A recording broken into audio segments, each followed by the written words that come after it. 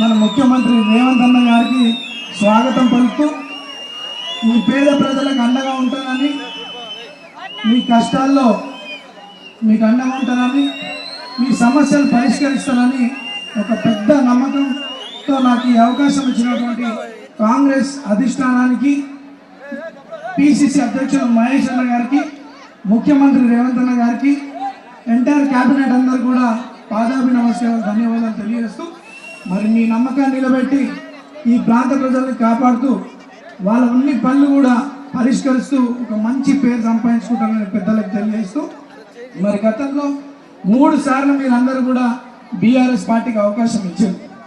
కానీ అభివృద్ధి జరిగిందా? ఏడనన్నా మనకు మర్యాద దక్కిందా? ఎప్పుడన్నా ఈ గల్లీలలో ఎమ్మెల్యే తిరిగిందా?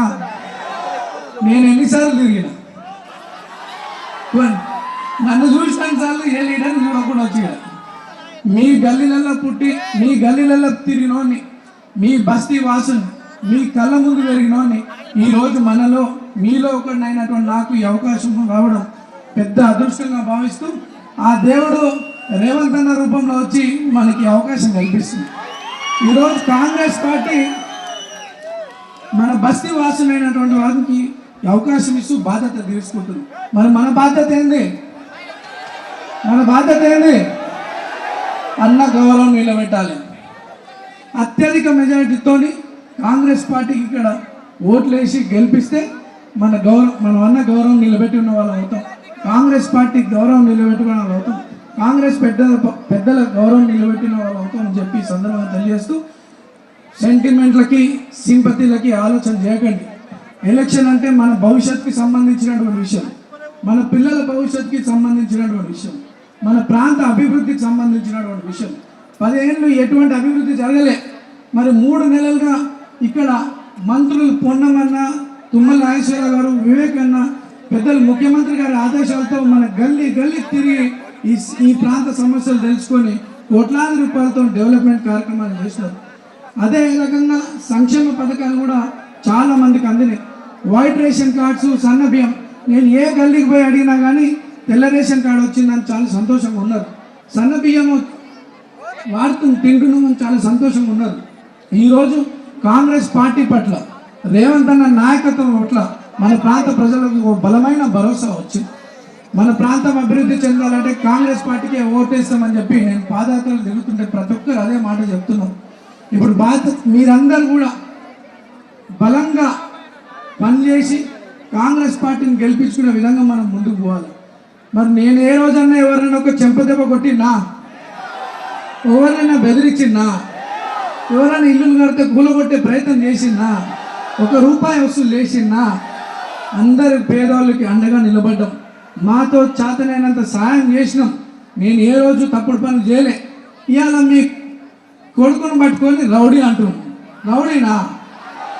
నేనేమో గుండానా? నేను తప్పు చేసిందా? మరి ఏం జవాబిస్తున్నటువంటి వాళ్ళకి? 11 తారీఖు అత్యధిక ఓట్లేసి మీ తమ్ముడిని గెలిపించుకుంటే వాళ్ళకి జవాబు ఇచ్చిన వాళ్ళం అవుతాం. ఈ ప్రాంతం అభివృద్ధి కావాలంటే రేవంత్ అన్నని బలపరచాలి. మన భవిష్యత్తు బాగుండాలంటే కాంగ్రెస్ పార్టీని బలపరచాలి. ఈ ప్రాంతంలో అనేక సమస్యలు ఉన్నాయి. హై టెన్షన్ లైన్స్, అవి వాటి వల్ల 10ల సంఖ్యలో జనాలు చచ్చిపోయినారు ఈ ప్రాంతంలో.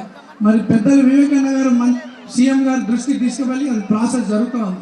ఈ ప్రాంతంలో అనేక అభివృద్ధి వాళ్ళు కావాలంటే కాంగ్రెస్ పార్టీని గెలిపించుకోవాల్సిన అవసరం మనందరికీ ఉంది. యువ సోదరులందరూ ఇంతమంది వేల సంఖ్యలో వచ్చినారు. ఈ రోజు ఎంత జోష్ ఉన్నదో 11 తారీఖు కూడా పొద్దున 7 గంటల నుండి సాయంత్రం 5 గంటల వరకు నిరంతరం కృషి చేస్తూ మనకు సంబంధించిన వాళ్ళందరినీ కూడా ఓట్లు కాంగ్రెస్ చేయి గుర్తుపై ఓటేసి కాంగ్రెస్ పార్టీని గెలిపించాల్సిన కోరుతున్నాం.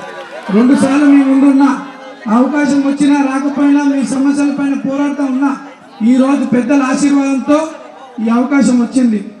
ఒక్కసారి నన్ను ఆశీర్వదించండి.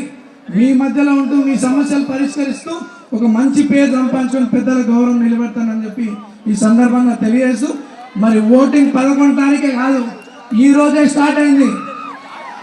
ఓట్ ఫ్రమ్ హోమ్ ఈ రోజే స్టార్ట్ అయింది.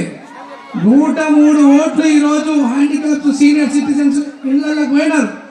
దాదాపు 70-80% ప్రజలు మనకు ఓటేయడం జరిగింది. ఈరోజు ఓటేసి మనకి చెప్తా ఉన్నారు, మా కొడుకుకు మా పిల్లగాడు మా కాంగ్రెస్ పార్టీ మేము ఆల్రెడీ ఓటేసినామని మా ఇంటికి వచ్చి కూడా చెప్పడం జరుగుతూ ఉంది. వాళ్ళందరూ కూడా పాదాభి నమస్కారాలు తెలియజేస్తూ ఇక బాధ్యత మిగిలింది మనందరి మీద, ఎస్పెషల్లీ యూత్ అంతా కూడా. ఇది మన భవిష్యత్తుకు సంబంధించింది, మీ భవిష్యత్తుకు సంబంధించింది. మనమందరం కూడా